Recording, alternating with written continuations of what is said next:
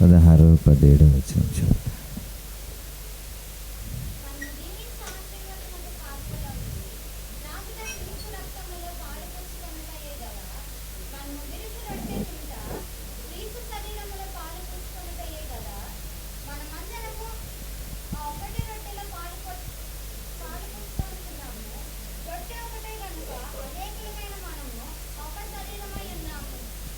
ప్రభు ఈ మాటలు ఆశీర్వదించునుగా. కళ్ళు మూసుకొని చిన్న ప్రార్థన చేసుకుందాం. పరిశుద్ధుడును మహోన్నతుడైన తండ్రి, నీకే వందనాలు ప్రభు. ఈ పరిశుద్ధ దినమును బట్టి నేను స్తుతిస్తున్నాను, మహిమపరుస్తున్నాను. కూడి వచ్చిన బిడ్డలందరినీ బట్టి నీ నామానికే మహిమ. ఇంతవరకు నీవే నడిపించావు.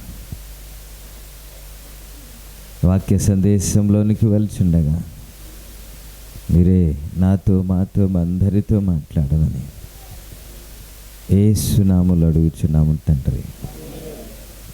హల్లెలూయా, స్తోత్రం. గడిచిన వారంలో ఒక సందేశం స్టార్ట్ చేశాను, కానీ అది ఈరోజు ప్రభు వల్ల కాబట్టి అది ఆపి నెక్స్ట్ 3 వారాల్లో అది కంప్లీట్ చేస్తాను. అద్భుతమైన సందేశాలు ఎవరు మిస్ కాకుండా రావాలని నా మనవి. ఈరోజు ప్రభు బల్లలోనికి వెళ్తున్నాం కాబట్టి చిన్న మాట మీకు గుర్తు చేస్తాను. 17వ వచనము ఆయన మాట్లాడుతూ, శరీరం మనమందరము ఆ ఒక్కటే రొట్టెలో పాలు పుచ్చుకొనుచున్నాం. రొట్టె ఒకటే గనుక అనేకులమైన మనము ఒక్క శరీరమై ఉన్నాము అన్నాడు. ప్రభు బల్ల గురించి మాట్లాడినప్పుడు పౌలు అనేక సందర్భంలో మాట్లాడుతున్న మాట ఏంటంటే, రొట్టె ఒకటే కాబట్టి మనం అనేకులమై ఉన్నాము, కానీ మనమందరము ఒక్కటే అన్నాడు. Praise the lord, hallelujah. ప్రభు నామానికే మహిమ కలుగునుగా. ఇది అర్థం అవ్వాలంటే కొన్ని మాటలు మీకు గుర్తు చేస్తాను. ప్రకటన గ్రంథంలో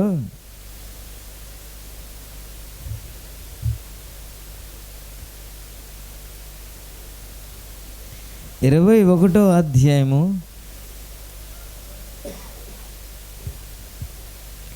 9వ వచనం కానీ చూస్తే, గొర్రె పిల్ల యొక్క భార్యను నీకు చూపెదను అని నాతో చెప్పి ఆత్మవశుడనై ఉన్న నన్ను ఎత్తుకొని గొప్ప పర్వతం మీదకు కొనిపోయి యెరూషలేము అని పరిశుద్ధ పట్టణమును దేవుని మహిమ గలదే పరలోకమందున దేవుని యొద్ద నుండి దిగివచ్చుట అన్నాడు.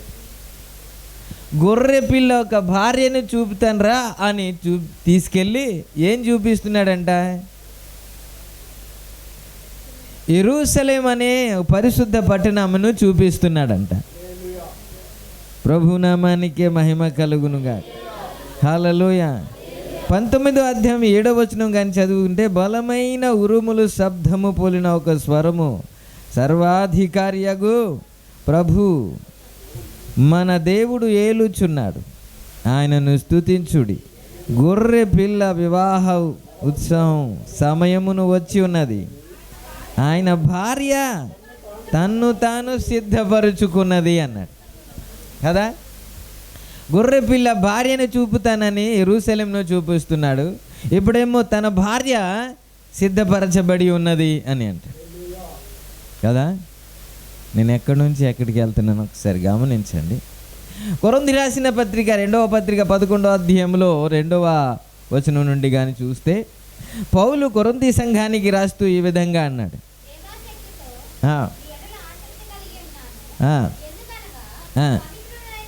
పవిత్రురాలైన కన్యకనుగా ఒక్కడే పురుషునికి అనగా క్రీస్తుకు సమర్పింపవలెనని మిమ్మును ప్రధానము. కొరింథీ సంఘానికి రాస్తూ ఏమన్నాడంటే ఆయనకి మీకు ప్రధానము చేశాను.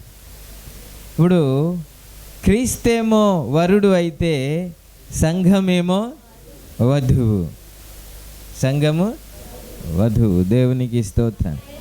హల్లెలూయా. ఇప్పుడు సంఘం అంటేనే ఒకరు కాదు కదా అండి.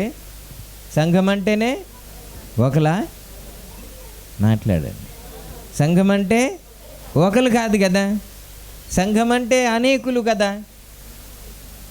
అంత మాత్రమే కాకుండా సంఘం అంటే ఒక సంఘము కాదు కదా, ప్రపంచంలో ఉన్న అన్ని సంఘాలు కదా.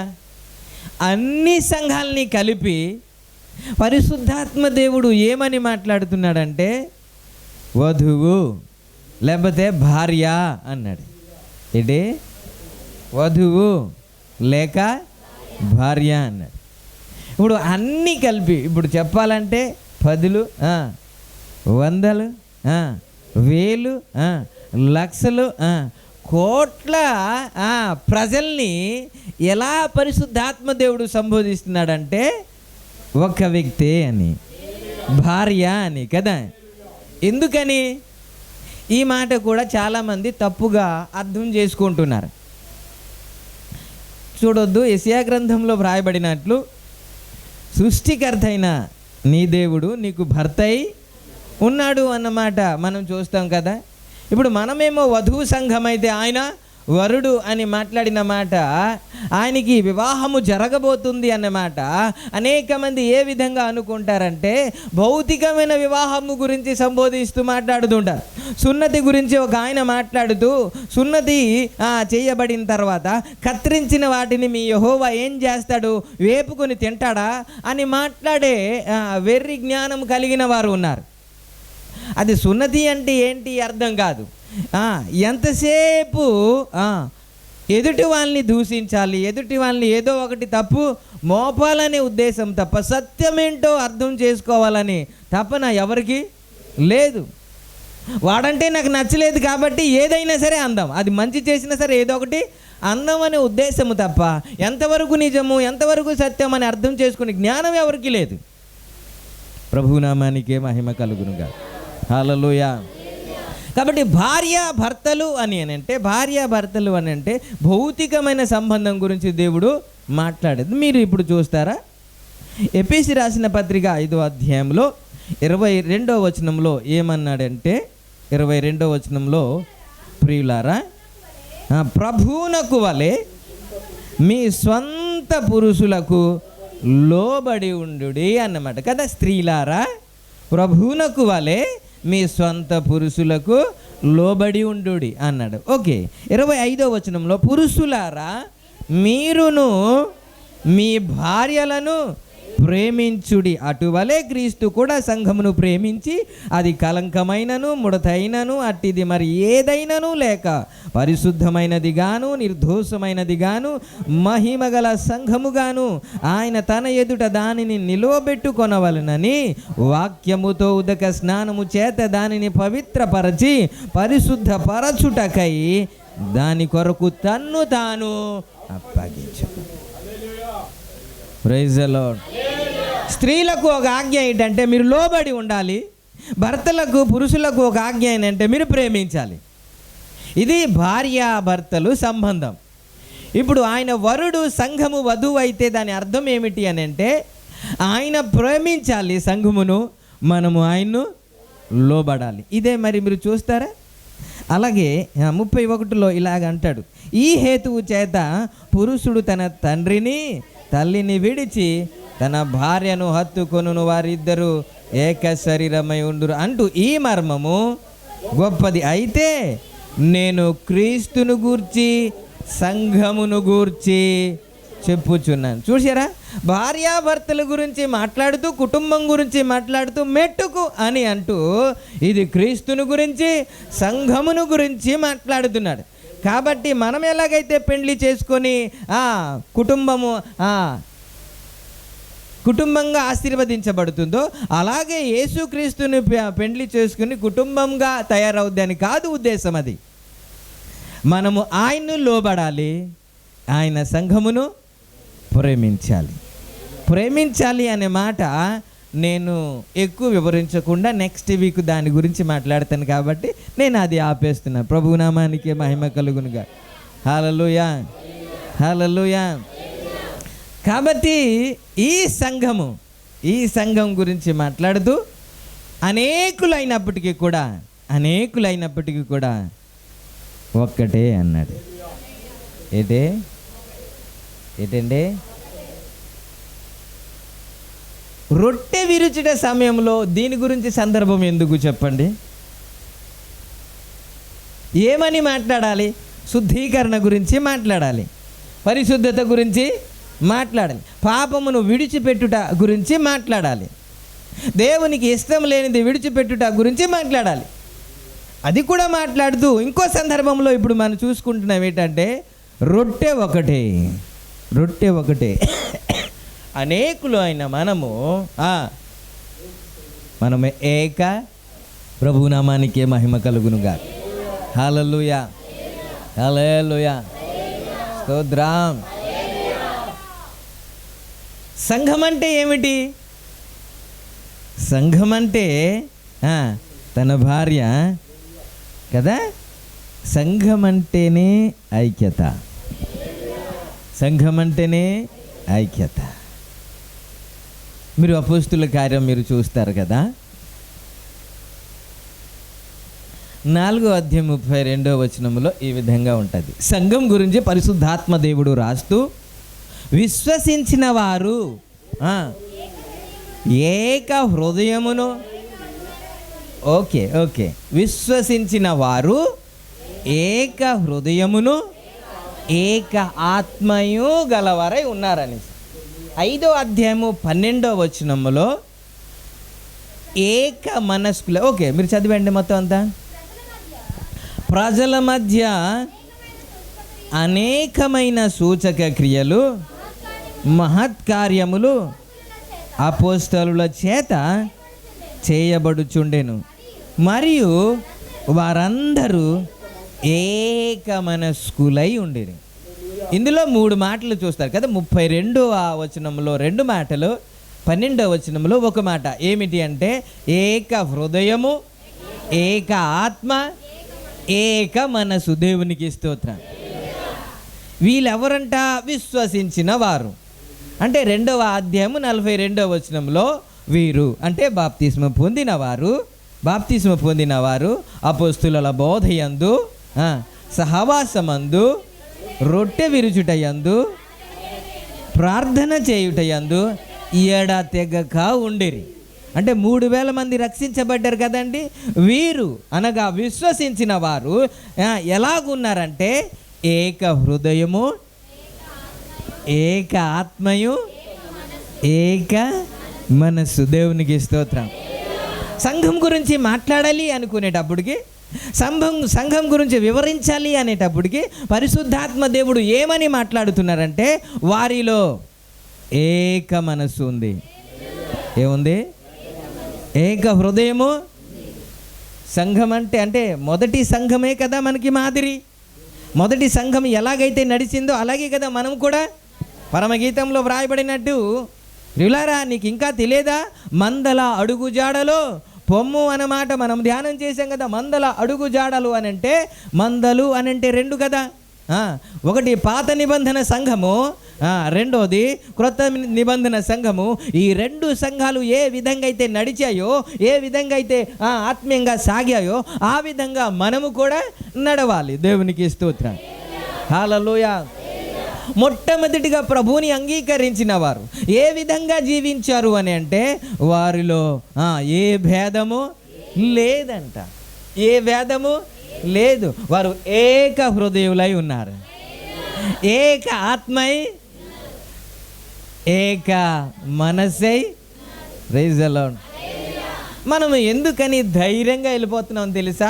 రొట్టె ద్రాక్షరసంలోనికి మనం అబద్ధం ఆడలేదు కాబట్టి, మనం వ్యభిచారము చేయలేదు కాబట్టి, మనము పాపము చేయలేదు కాబట్టి, ఏ దొంగతనము చేయలేదు కాబట్టి మనకి ఏమనిపిస్తుంది, నేను ఏమీ చేయలేదు కాబట్టి ధైర్యంగా వెళ్ళిపోతున్నామని మనం చేతులు చాపి ఈ ప్రభు బల్లలోనికి వెళ్తున్నాం. దేవునికి స్తోత్రం. నేను ఒప్పుకుంటాను, మనలో ఏ దోషము లేదు, ఏ పాపము లేదు, ఏ అక్రమము లేదు. ఉందా? మరి లేదు అంటే కానీ ఏదో ఒకటి అనాలి కదా అండి. ఉందా లేదా? లేదు కదా. ఉందా?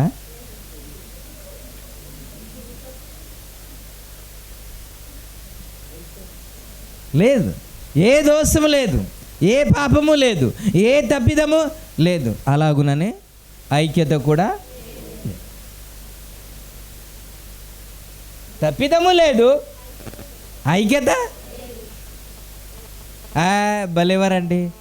ఎందుకు సార్ ఐక్యత లేదు? మేము పాడుతున్నాం, మేము చప్పట్లు కొడుతున్నాం, మేము కలిసి ప్రార్థన చేస్తున్నాం అని అంటారు. కానీ పాడేవారిని దేవుడు ఏమన్నాడు? వారు పాడుతున్నారు కానీ, వారు పెదవులతో పాడుతున్నారు కానీ కదా అన్నాడా లేదా? అంటే హృదయము దేవునికి కలవట్లేదు అని అర్థం. ఆరాధన అంటే ఏంటి? మన హృదయము దేవుని హృదయముతో కలిసిపోవాలి. Praise the lord. అదే ఆరాధన. పాటలు పాడేయడం కాదు, కింద కూర్చొని పాడదాం, పైన నిలబడి పాడతాం, పెద్ద తేడా ఏమీ లేదు. కానీ ఆరాధనకు కింద కూర్చుని పాటలు పాడేదానికి వ్యత్యాసం ఉండాలి. ఏంటంటే మనం ఆరాధన చేసేటప్పుడు మన హృదయము ఆయన హృదయంలో కలిసిపోవాలి, ఏకమైపోవాలి. అదే ఆత్మతో సత్యముతో ఆరాధించడం అనేది. ఆరాధన గురించి ఇప్పుడు చాలా వివాదాలు జరుగుతున్నాయి. కొన్ని సంఘాల్లో లైటింగ్ వేసుకొని అలాగా ఆరాధిస్తూ ఉంటే దాని గురించి కొంతమంది మాట్లాడుతున్నారు, ఇది డిస్కో డ్యాన్సా, క్లబ్బా, లేకపోతే ప్రభుని ఆరాధించడమా అని వీళ్ళు కౌంటర్ వేస్తుంటే వాళ్ళు రీకౌంటర్ వేసిన. మీరు ఎంత చెప్పినా, ఎవరు ఆర్డర్ చేసినా మేమైతే ఆరాధించడము మానవ అని అట్నుంచి మాట్లాడుతున్నారు వాళ్ళు. ఓకే, ఏది ఏమైనా సరే లోకంలో ఉన్న కల్చరు సంఘంలోనికి రాకూడదు. Praise the Lord. లోకులు ఎలాగైతే పాడుతూ ఆడుతూ డ్యాన్స్ చేస్తారో అలాగే సంఘంలో కూడా జరగకూడదు. దానికి దీనికి చాలా వ్యత్యాసము ఉండాలి. దేవునికి స్తోత్రం. హల్లెలూయా. చీకటికి వెలుగు అసలు సంబంధమే, క్రీస్తుకు బెలియాలకి అసలు సంబంధమే.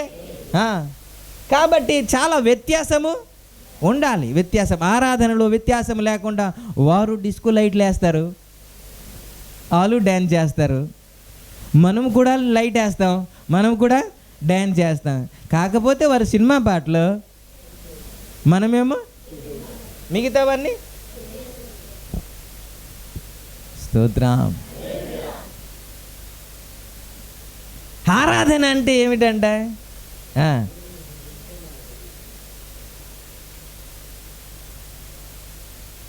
నేనెందుకని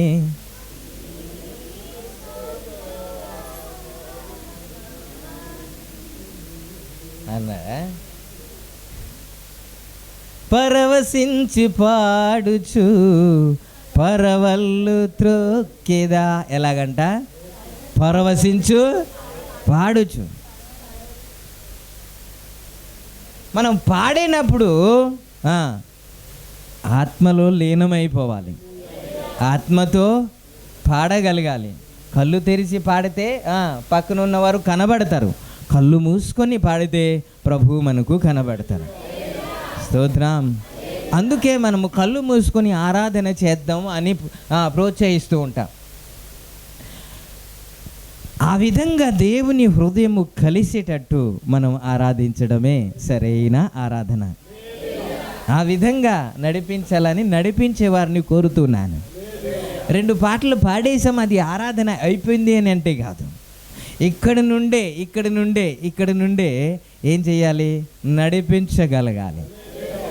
ఒక స్కూల్లో చేరిన తర్వాత పిల్లవాడికి చదువు రాలేదు అని అంటే టీచరు సరిగ్గా నేర్పించలేదు. అందుకే వెళ్ళి తల్లిదండ్రులు అడుగుతారు, ఏం నేర్పిస్తున్నారయ్యా మీరు అని అడుగుతూ ఉంటారు. ఎందుకని? పేమెంట్ ఇస్తున్నాం కాబట్టి, డబ్బులు ఇస్తున్నాం కాబట్టి సరిగ్గా బోధించాలనేది. కాబట్టి ఆరాధన చేసేవారు చాలా జాగ్రత్తగా నడిపించాలి. Praise the lord. హల్లెలూయా. వాళ్ళు ఎలాగున్నా సరే సరైన మార్గంలో నడిపించడానికి ఎవరు ఉండాలి? వీళ్ళే నడిపించాలి. దానికి తోడు ఎవరు? మ్యూజిషియన్స్ కలాలి, అందరూ ఏకీవించాలి, పాడేవారు కలాలి, అందరు కలిస్తేనే ఆరాధన అవుతుంది. ప్రభు నామానికే మహిమ కలుగునుగా. హల్లెలూయా. మొదటి సంఘం ఎలాగుంది అంటే, ఎప్పుడైతే విశ్వసించారో, ఎప్పుడైతే ప్రభువులోనికి వచ్చారో, అప్పుడప్పుడు వేరే వేరే స్వభావము, వేరే వేరే ఆలోచన, వేరే వేరే ఉద్దేశము ఉన్నప్పటికీ కూడా క్రీస్తులోనికి వచ్చిన తర్వాత ఏక హృదయులు అయిపోయారంట, ఏక మనసులు అయిపోయారంట, ఏక ఆత్మ అయిపోయారంట. పాడితే ఒక్కటిగా పాడుతున్నారు, పని చేస్తే ఒక్కటిగా చేస్తున్నారు, ఏ కార్యక్రమం చేసినా, ఏ పరిచర్య చేసినా ఏకీవించి చేస్తున్నారంట. హల్లెలూయా. అందుకే పౌలు చాలా సందర్భంలో మాట్లాడుతూ మీరు చూస్తారా 12వ అధ్యాయము రోమీయులు రాసిన పత్రికలో 12వ అధ్యాయం 4వ వచనంలో, ఒక్క శరీరంలో మనము అనేక అవయవములమై ఉండినను ఒక్కటే పని ఎలాగో ఉండదో అలాగే అనేకులమైన మనము క్రీస్తులో ఒక్క శరీరముగా ఉండి ఒకరినొకరము ప్రత్యేకముగా అవయవములమై ఉన్నాము. దేవునికి స్తోత్రం. హల్లెలూయా. కొరింథీ రాసిన పత్రిక 1వ అధ్యాయంలో 10వ వచనంలో, సహోదరులారా మీరందరూ ఏకభావముతో మాట్లాడవలెననియు మీలో కక్షలు లేక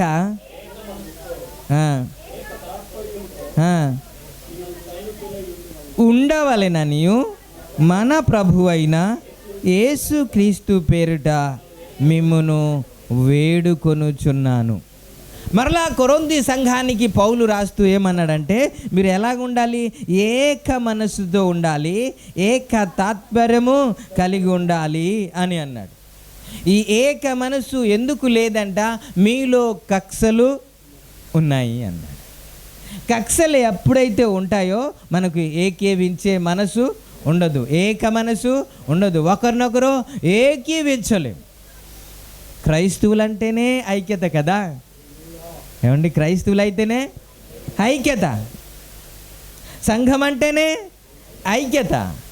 ప్రభునామానికే మహిమ కలుగునుగా. పాటలు పాడుతున్నాం, ప్రార్థన చేస్తున్నాం, పరిచర్య చేస్తున్నాం, వాక్యాన్ని ప్రకటిస్తున్నాం, ఏ తప్పిదము చేయలేదు, యథార్థంగా జీవిస్తున్నా, ఏ పాపము చేయట్లేదు. కానీ ఒకరినొకరైతే ఏకీవించట్లేదు కదా, ఒకరి హృదయము ఒకరిని కలవట్లేదు కదా. కలిసిందంటే లేదు. మనం మాట్లాడే వరకే మనము ఏకీవిస్తున్నాము, ప్రైజ్ ది లార్డ్ చెప్పే వరకే ఏకీవిస్తున్నాము, కానీ హృదయం మాత్రం కలవట్లేదు కదా.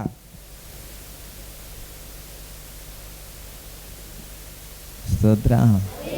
ఇప్పుడు చెప్పండి, ఏ పాపము చేయలేదు కాబట్టి ఐక్యత లేకుండా, హృదయం కలవకుండా, నీకు నాకు భేదం ఉండి సమాధానము లేకుండా ఇందులో వెళ్ళొచ్చా అండి? అందుకే పౌలు చాలా సందర్భంలో మాట్లాడుతూ పాపాన్ని గురించి ఖండిస్తూ కూడా, ఒక్క రొట్టెలోనే మనం పాలు పంపులు పొందుతున్నాం కాబట్టి అనేకులు అయిన మనము ఒక్క శరీరముగా. Praise the lord. హల్లెలూయా. కక్షలు తీసేద్దాం. Praise the lord.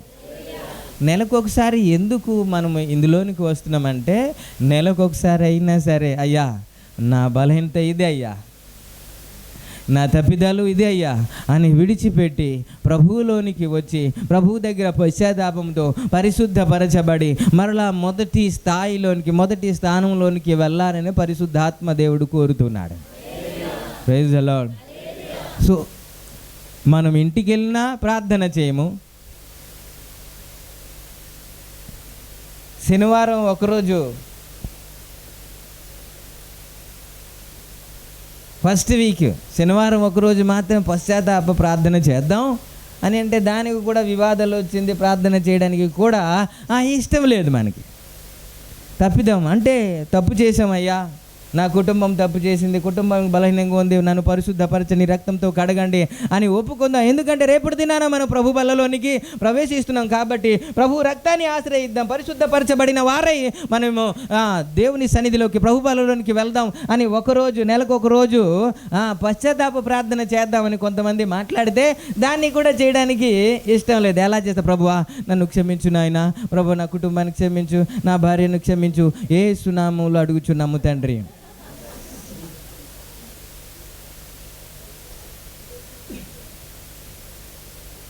దావీదు తప్పిదము చేసిన తర్వాత ఇలా ప్రార్థన చేయలేదు సార్. ఇలా ప్రార్థన చేశాడంటారా? 6వ అధ్యాయం 6వ వచనంలో ఏమన్నాడా? కీర్తనలో 5వ మాట అనుకుంటాను. ఆయన ప్రార్థన చేస్తూ ఉండగా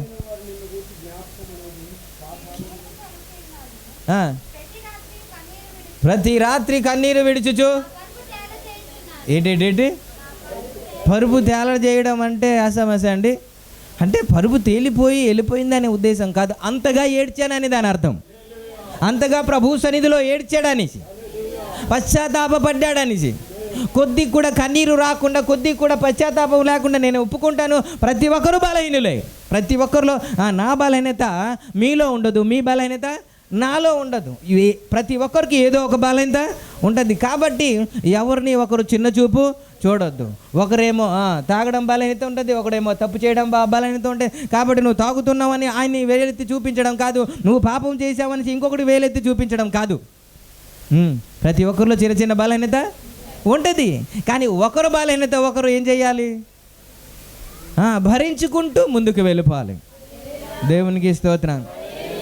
నేను వస్తూ ఉండగా ఒక ఆయన ఇద్దరు వెళ్తుంటే ఇలా అన్నాడు. అయ్యా ఇవ్వరా అన్నాడు. నాకు ఆకలిగా ఉందేమో అని నేను ఆపేసి ఆయన వెళ్ళిపోతుంటే హారన్ కొట్టాను. కొట్టిన తర్వాత వచ్చిన తర్వాత ఇలా తీసి 10 రూపాయలు ఇస్తే బాగోదని ఒక 100 రూపాయలు చేతిలో పెట్టాను. నీకు తెలుగు వచ్చా, హిందీ వచ్చా, ఇంగ్లీష్ వచ్చా అన్నాడు. చెప్పు, హిందీ వచ్చా అని చెప్పు అన్నాను. అంటే చక్కగా మాట్లాడుతున్నాడు, చాలా చక్కగా మాట్లాడుతున్నాడు. దేవుడు ఉన్నాడో లేదో తెలియదు కానీ నువ్వే నాకు దేవుడు అంటున్నాడు.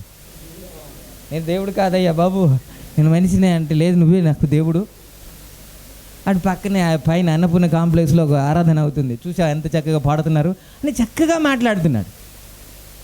మాట్లాడుతున్నాడు. మురికి చెయ్య అడుక్కుని ఆయన కదా, చెయ్యి ఇలా ఇస్తున్నాడు. నేను కూడా చెయ్యి ఇచ్చాను. భుజం మీద ఇలా అన్నాడు. వైట్ ఇది ఏదైనా దేవునికి స్తోత్రం. హల్లెలూయా. ఇది ఎందుకు చెప్తున్నానంటే రాగానే అన్నీ చూపించాను, చూసావు మరకని. ఈ మాట ఎందుకు చెప్తున్నానంటే వైట్ వేసుకున్నాను కదండి, మరకపడుతుందా లేదా? తర్వాత ఏం చేయాలి కదా, అలా పక్కన పెట్టేస్తామా? ఒకసారి వేసిన తర్వాత మరకపడుతుంది కదా, అలాగే హృదయం కూడా పడుతూ ఉంటుంది. కాబట్టి ప్రతిరోజు కడుక్కోవడమే. ఇందాక చదువుకున్న 25వ వచనంలో ఎఫెసీయులకు రాసిన పత్రిక 5వ అధ్యాయంలో ఏంటంటే, ఆయన తన సంఘాన్ని ఏ కలంకం లేకుండా, ఏ ముడత లేకుండా దేవుని సన్నిధిలో నిలబెట్టడానికి వాక్యం అనే ఉదక స్నానము చేత ఆయన పవిత్రపరుస్తున్నాడంట. హల్లెలూయా. కాబట్టి ప్రతిరోజు చేయాల్సింది ఏంటంటే కడుక్కోవడమే కదా. ఈ కడుక్కునే స్వభావంలో ప్రభువా నన్ను క్షమించు, నన్ను అని చిన్న మాట కదా, చిన్న మాట కాకుండా ఆ ప్రార్థన ఎలాగుండాలంటే హృదయంలో నుండి రావాలి కదా. హల్లెలూయా. పశ్చాత్తాపం ఎప్పుడైతే వస్తుందో కన్నీళ్ళు వస్తుంది. పశ్చాత్తాపం ఎప్పుడు రాదో కన్నీళ్ళు రాదు. ఎక్కడి నుంచే ప్రార్థన చేస్తాం. దావీదు ఎక్కడి నుంచే ప్రార్థన చేశాడని నేను అనుకోను. ఆయన నిజంగానే అయ్యా తప్పిదం చేశా, నాలాంటి వారు ఇలాంటి తప్పిదం చేయకూడదు కాబట్టి నన్ను క్షమించు అని ప్రభు పాదాలు పట్టుకుని ఏడ్చాడు. ప్రభు నామానికే మహిమ కలుగునుగా. హల్లెలూయా, హల్లెలూయా. అలా కడగబడి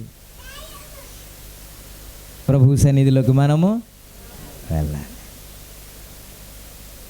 ఎందుకని మనలో ఐక్యత లేదంటే మీరు రకరకాలుగా మాట్లాడతారు. మీరు ఏమనుకున్నా సరే మనలో ఐక్యత ఖచ్చితంగా ఉండాలి. ఉంటేనే ఇందులోనికి వెళ్ళాలి. మీరు గడిచిన వారంలో మీకు జ్ఞాపకం చేసిన ఒక్క మాట మీకు గుర్తు చేస్తాను. మత్తయి సువార్త 5వ అధ్యాయము 22వ వచనం నుండి కానీ చదువుకుంటే, చదవక ముందు ఒక మాట మీకు గుర్తు చేస్తాను. ఏమిటి అని అంటే, మనం ఎందుకు యథార్థవంతులు అని మనం అనుకుంటున్నామంటే, మనం ఏం తప్పిదమ్ము చేయలేదు కాబట్టి. వాళ్ళే మన గురించి అనుకుంటున్నారు కాబట్టి కదా. వాళ్ళే మన గురించి అనుకుంటున్నారు. వాళ్ళ మీద మనకు కోపమేమీ లేదు, వాళ్ళ మీద మనకు కోపమేమీ లేదు. మనము శుద్ధ హృదయముతో ఉన్నాము కాబట్టి మనం శుద్ధ హృదయులు అని దేవుని సన్నిధికి, ప్రభు బల్లలోనికి మనము వెళ్తున్నాం. ప్రభునామానికి మహిమ కలుగునుగా. మంచులందరూ స్తోత్రం చెప్దాం, శుద్ధులందరూ హల్లెలూయా చెప్దాం. సగం మంది తగ్గిపోయారేంటి యేసు రక్తం ఇచ్చి. ఇప్పుడు మీరు చదువుతారా 22. నేను మీతో చెప్పినదేమనగా, తన సహోదరుని మీద కోపపడు ప్రతివాడు విమర్శకు లోనగును. తన సహోదరుని చూచి వ్యర్థుడా అని చెప్పువాడు మహాసభకు లోనగును. ద్రోహి అని చెప్పువాడు నరకాగ్నికి లోను. కావున నీవు బలిపీఠమునొద్ద అర్పణం అర్పించుచుండగా నీ మీద నీ సహోదరునికి విరోధం ఏమైనా కలదని అక్కడ నీకు జ్ఞాపకం వచ్చిన ఎడల అక్కడే బలిపీఠము నెదుటని నీ అర్పణము విడిచిపెట్టి మొదట వెళ్ళి నీ సహోదరునితో సమాధానపడుము. అటు తర్వాత వచ్చి నీ అర్పణము అర్పించు. మన అర్పణము అంగీకరించబడాలంటే చేయబడుతున్నా, లేకపోతే మన ప్రార్థన అంగీకరించబడాలంటే, మనము అంగీకరించబడాలంటే ప్రభువు చెబుతున్న కొన్ని మాట కొండ మీద ప్రసంగంలో కదా. ఏమిటి అని అంటే, నీ మీద నీ సహోదరునికి అంటే, నీకు ఆయన మీద ఏమీ లేదు, నీ మీద ఆయనకి ఉందంట. ఎవరికి? నీ మీద ఎవరికి ఉంది? ఆయనకు ఉంది. నువ్వేమో శుద్ధ హృదయముతో ఉన్నాము, కానీ నీ మీద ఆయనకు ఉంది. అయితే ఎవరు వెళ్ళాలి? ఇప్పుడు ఆయనకి నా మీద కోపం ఉందండి, ఆయన రావాలి, నేను వెళ్ళాలా? ఆయనే రావాలి. రూల్గా చెప్పాలంటే ఆయనే రావాలి, కానీ ఎవరు వెళ్ళాలంట అంటే మనమే.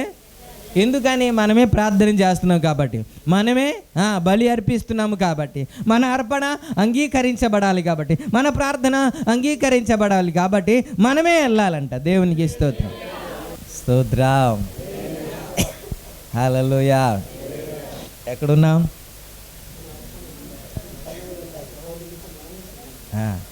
మనమే సమాధాన పడాలి. మనం అంగీకరించబడితేనే మన అర్పణ అంగీకరించబడతాం. దీనికి సమాధానం అంటే ఒకరి హృదయం ఒకరొకరు ఏకీవించడం, అంతేనా? ఇద్దరు సమ్మతించకుండా కూడి నడుతురా అన్నాడు కదా. ఇప్పుడు సమాధానం అంటే ఏంటి? ఆయన మాట ఈయన అంగీకరించడం, ఈయన మాట ఆయన అంగీకరించడం, ఆయన హృదయము ఈయన హృదయం కలిసిపోవడం, ఈయన హృదయం ఆయన హృదయం కలిసిపోవడమే సమాధానం అంటారా? ఇంకొకటి అంటారా? అదేనా సమాధానం? అలా ఎప్పుడైతే సమాధాన పడతామో, ఎలా ఎప్పుడైతే ఏకీవిస్తామో అప్పుడే ప్రభు బల్లలోనికి మనం వెళ్తాము. సంఘము ప్రతిరోజు రొట్టె విరుస్తుంది అన్నమాట మనం చూస్తాము. ప్రతిరోజు సహవాసంలో ఉన్నారు, ప్రతిరోజు ప్రార్థనలో ఉన్నారు, కానీ వారిలో ఏక హృదయం ఉంది. ఏముంది? ఏక మనస్సు ఉంది. ప్రైజ్ ది లార్డ్, హల్లెలూయా. కల్మషం లేకుండా వారు పరిచర్య చేస్తున్నారు, హృదయంలో ఏమి లేకుండా పరిచర్య చేస్తున్నారు. నాకు తెలియదేంటి ఆయన గురించి, మొన్న అన్న మాట నాకు గుర్తు లేదేంటి? ఇలాంటి మాటలు ఏమి హృదయంలో ఏమీ పెట్టుకోకుండా అది పక్కన పెట్టేసి వారు ఏక హృదయంలో. ఇలాగ కానీ ఉంటే ఏకీవిస్తామా అండి? మీ హృదయంలో ఏమీ లేదనుకోండి, నేను చెబుతుంటే నవ్వుతూ ఉంటారు మీరు. కొన్ని ఫేస్లు సీరియస్ అయిపోయాయి. ఏమో వైరస్ వచ్చిందేమో నాకు.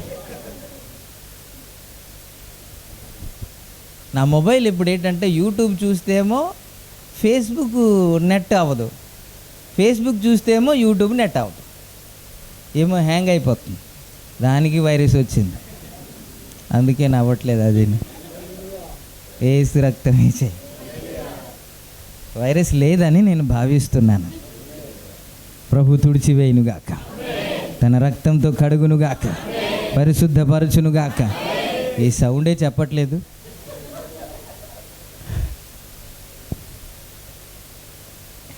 మొదటి సమయంలో 18వ అధ్యాయంలో దావీదుని గురించి, యోనాతును గురించి ఇలా వ్రాయబడింది. చదువుతారా? మొదటి మాట, దావీదు సౌలుతో మాట్లాడినప్పుడు యోనాతాను హృదయము ఏంటేంటి ఏమైంది? కలిసిపోయింది. అంటే ఆపరేషన్ చేసి జాయింట్ చేస్తారనా అండి? భార్యాభర్తల గురించి ఇలా ఉంటుంది. వారు ఇద్దరు కాదు, ఏక శరీరమై ఉంటారు. అంటే వాళ్ళు ఇద్దరే కదా, 2 శరీరాలు కదా. ఏక శరీరమై అన్నాడేంటి మళ్ళీ? అంటే శరీరం వేరు వేరు కానీ హృదయాలు మాత్రం ఒకటే. శరీరం వేరు వేరు, ఆలోచన మాత్రం ఒకటే. శరీరం వేరు వేరు, ఉద్దేశాలు మాత్రము ఒకటే. దేవునికి స్తోత్రం. సంఘం కూడా ఎలా ఉండాలి అని అంటే, మనుషులు వేరు వేరు కావచ్చు కానీ మనస్సు మాత్రం ఒకటై ఉండాలి. మనుషులంతా వేరు వేరుగా ఉండొచ్చు కానీ హృదయం మాత్రం ఒకటైపోవాలి. ఎవరికి? సంఘానికి. దేవునికి స్తోత్రం. అందుకే సంఘం అనేకములు ఉన్నప్పటికీ కూడా మీరు పరమగీతంలో చదువుతారా ఒకసారి? పరమగీతము 6వ అధ్యాయము 10వ మాట నుంచి చదువుతారా? సంధ్యారాగము చూపట్టుచు చంద్రబింబమంత అందము గలదై, సూర్యుని అంత స్వచ్ఛమును కలలను గలదై.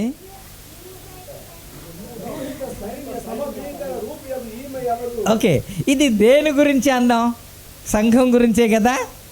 ఏమండి? సూలమతి గురించే కదా. సూలమతి అంటే సంఘమే కదా. ప్రియుడు అంటే యేసుక్రీస్తే కదా. చాలా సందర్భంలో మనం మాట్లాడుకున్నాం కదా. అలాగైతే ఏమని మాట్లాడుతున్నా అంటే, సంధ్యారాగము చూపట్టుచు చంద్రబింబమంత అందము గలదై, సూర్యుని అంత స్వచ్ఛమును కలలును గలదై, వ్యూహిత సైన్య సమభీకర రూపిణి అగు ఈమె ఎవరు అన్నాడు. చూడండి, సింగిల్గా మాట్లాడుతూ ఏమన్నాడంటే వ్యూహిత సైన్య అన్నాడు కదా. వ్యూహిత సైన్య సమభీకర అని అన్నాడు. అంటూ సింగిల్గా ఈమె ఎవరు అంటున్నాడు మళ్ళీ కదా. సైన్యము అంటున్నాడు, తర్వాత ఈమె ఎవరు అంటున్నాడు. అంటే అనేకులే, సంఘమంతా అనేకం. సార్వత్రిక సంఘం గురించే దేవుడు మాట్లాడుతున్నాడు. కానీ ఆ సంఘాన్నిటిని కలిసి ఒక్కటే అని అన్నాడు. ప్రైజ్ ది లార్డ్, హల్లెలూయా. ఎందుకని అంతగా ప్రబలింది? ఎందుకని అంతగా పరిచర్య చేయగలిగారు మొదటి సంఘము అని అంటే, ఒకే రోజు 3000 మంది, ఒకే రోజు 5000 మంది, అలాగా అనేక మంది సంఘంలో చేర్చబడ్డారు అని అంటే, విశ్వసించిన వారు ఎక్కడికి వెళ్ళిన వాక్యం ప్రకటిస్తే వారి ద్వారా కూడా అనేక మంది రక్షణ అనుభవంలోనికి వచ్చారు అని అంటే, ఎందుకని పరిశుద్ధాత్మ దేవుడు అణువణున దెయ్యములు వెళ్ళగొట్టడం కానీ, స్వస్థపరచడం కానీ, వారు నీడ పడితే అద్భుతాలు జరగడం కానీ, ఇలాగా దేవుడు చేసుకుంటూ ఎందుకు వచ్చాడు అని అంటే, వారిలో ఏకత్వం ఉంది. ప్రైజ్ ది లార్డ్, హల్లెలూయా. వారిలో ఏక హృదయం ఉంది సార్. వారిలో ఏక ఆత్మ ఉందండి. వారిలో ఏక మనస్సు ఉంది. దేవునికి స్తోత్రం, హల్లెలూయా. ఏ భేదాలు వారిలో లేదు. కాబట్టి ఎప్పుడైతే సంఘంలోనే చేర్చబడ్డారో ఇప్పుడు అందరూ ఒకటైపోయారు. ప్రైజ్ ది లార్డ్, ప్రభు నామానికే మహిమ కలుగును గాక. అందుకు దేవుడు అద్భుతాలు చేశాడు. 33వ కీర్తనలో 133వ కీర్తనలో మనం ఏం చేస్తామంటే, ఎక్కడ ఐక్యత ఉంటే సహోదరులు ఐక్యత కలిగి ఉండుట ఎంత మేలు, ఎంత మనోహరము అన్నాడు కదా. ఆ తర్వాత తల మీద పోయబడిన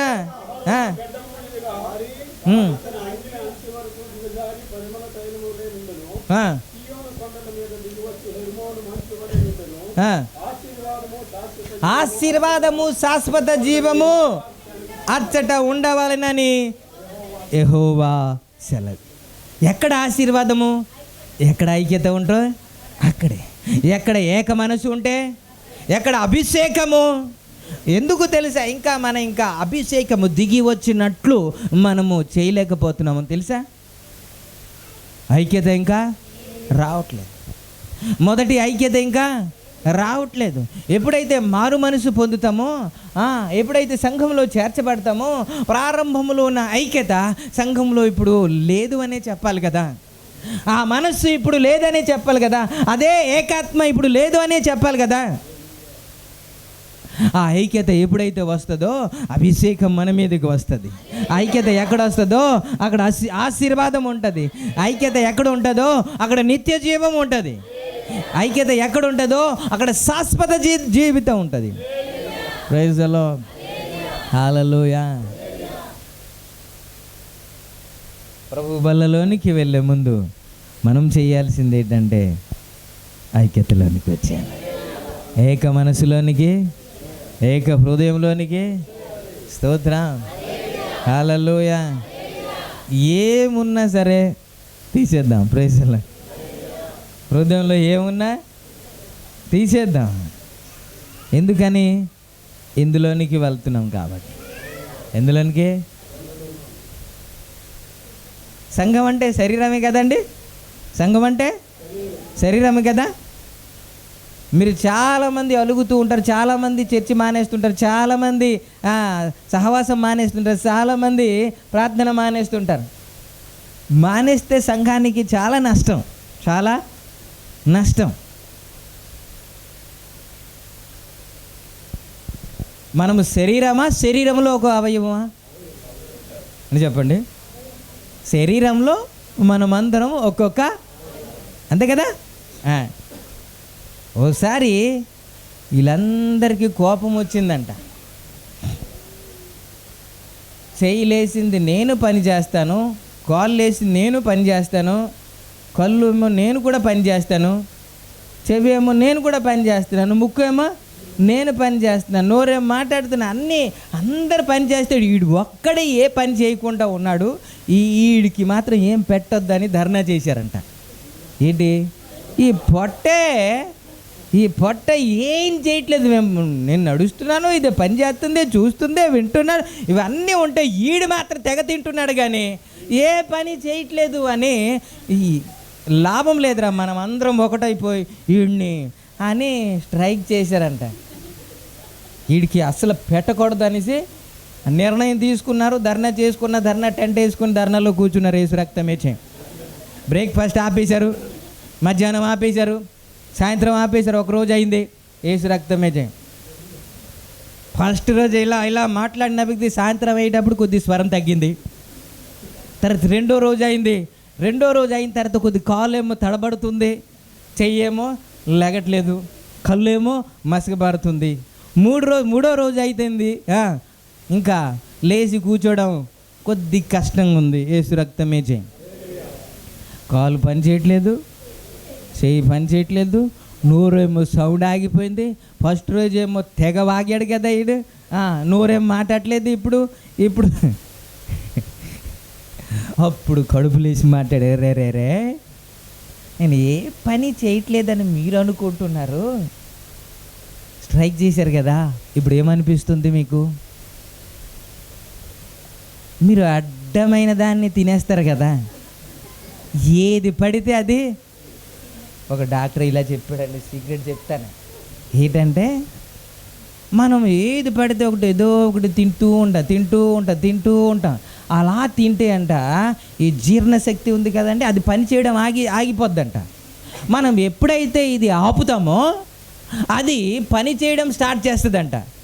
మనం కాదు, ఇప్పుడు మధ్యాహ్నం భోజనం చేస్తాం కదండి, భోజనం చేసిన తర్వాత ఒక యాపిల్, ఆ తర్వాత ఒక జ్యూసు, ఆ తర్వాత ఒక మజ్జిగ, ఆ తర్వాత ఏటి రిలీఫ్ లేకుండా ఇక్కడ చెత్తబడ్డు, తడి చెత్త, పొడి చెత్త, ఇది డ్రై ఫ్రూట్, ఇది మొత్తం అన్నీ వేసేస్తుంటే ఇక్కడ పని ఎప్పుడు అవుతుంది? యేసు రక్తమే చేయి. మనం ఎప్పుడైతే ఆపుతామో అది పని చేయడం. అందుకే ఉపవాసం కూడా మంచి ఆరోగ్యం అండి. మనం ఉపవాసం కానీ ఆగితే ఇంకా పని చేస్తాడు, చెత్త అంతా క్లీన్ చేయడానికి స్టార్ట్ చేస్తాడంట. కానీ ఆ ఉపవాసమే వద్దు, డబ్బులు తినేస్తున్నాను నీది అని అంటాం. యేసు రక్తమే చేయి, ఆరోగ్యంగా ఉండండి అని చెబుతా ఉంటే ఎక్కడున్నావు? ఈ చెత్త అంతా వేసేస్తున్నారు కదా. అయినా ఆ చెత్త అంతా అరగదీసి మీ కాలుకు శక్తి వచ్చినట్లు, చేతులకు శక్తి వచ్చినట్లు, కళ్ళు చక్కగా చూచినట్లు, నోరు చక్కగా మాట్లాడినట్టు శక్తి ఇచ్చింది ఎవరు తెలుసా? మీరు అనుకున్నారు కదా వీడు ఏ పని చేయట్లేదని, ఇప్పుడు అర్థమైందా అని అన్నాడంట. దేవునికి స్తోత్రం, హల్లెలూయా. కాబట్టి ప్రతి అవయవం దీనికి పని లేదు, దానికి పని లేదు అని దేనికి మనము అనలేము. మీరు కానీ సంఘానికి ఒక అవయవం అయితే మీకు కూడా ఒక పని ఉంది, మీకు కూడా సంఘానికి అవసరత ఉంది. మీరు లేకుండా ఇప్పుడు ఒక్క చెయ్యితోనే పని చేసి చూడండి, ఒక్క కన్నుతోనే ఇలా చూసి చూడండి, ఒక్క కాలుతోనే నడవడం చూడండి, అవుతుందా?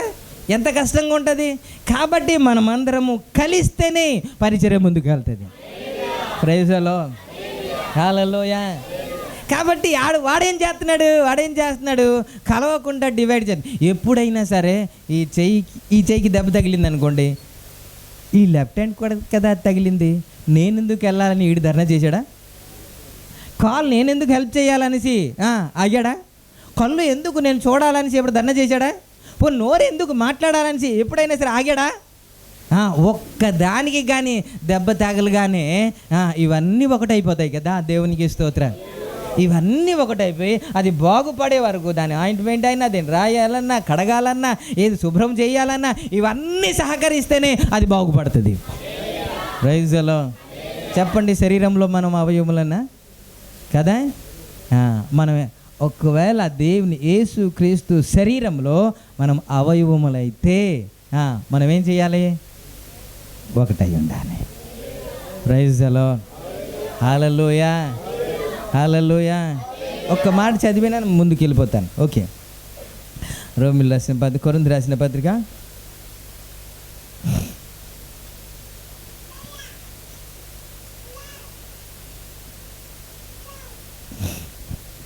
12వ అధ్యాయము 15వ వచనం. నేను చేయి కాను గనుక శరీరంలోని దానను కానని పాదము చెప్పినంత మాత్రాన శరీరం కాకపోలేదు, మరియు నేను కన్ను కాను గనుక శరీరంలోని కానని చెవి చెప్పినంత మాత్రాన శరీరంలోనిది కాకపోలేదు. శరీరం అంతయు కన్నైతే వినుట ఎక్కడ? అంతయు వినుట అయితే వాసన చూచుట ఎక్కడ?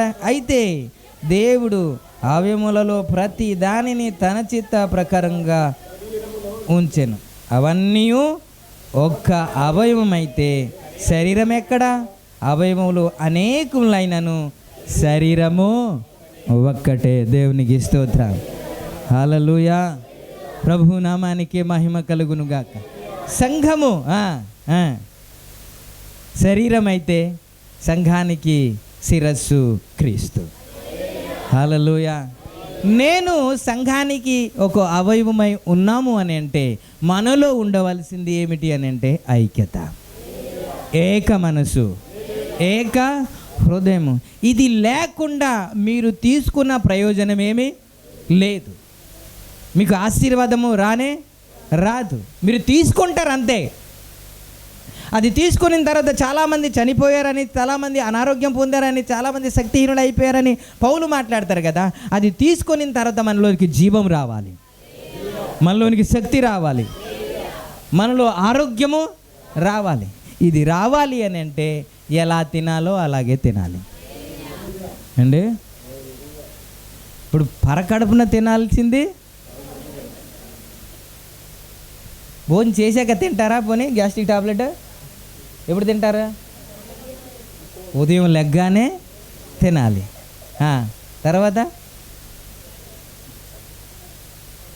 తర్వాత తింటే అది పని చేయదు.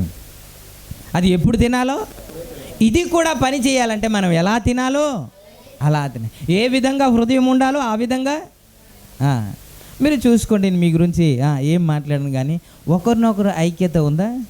కుటుంబంలోనే లేదు కదా సార్. అత్త కోడలికి, కొడుకు తల్లి కొడుక్కి, అన్న చెల్లెలకి ఉందా? అంటే లేదు అనాలని మీరు అంటున్నారా? ఐక్యత ఉందిగా. ఈ ఐక్యత లేకుండా ఇందులోనికి వెళ్ళినా, అందుకే మాట్లాడుతున్నాను, ఒకే రొట్టె.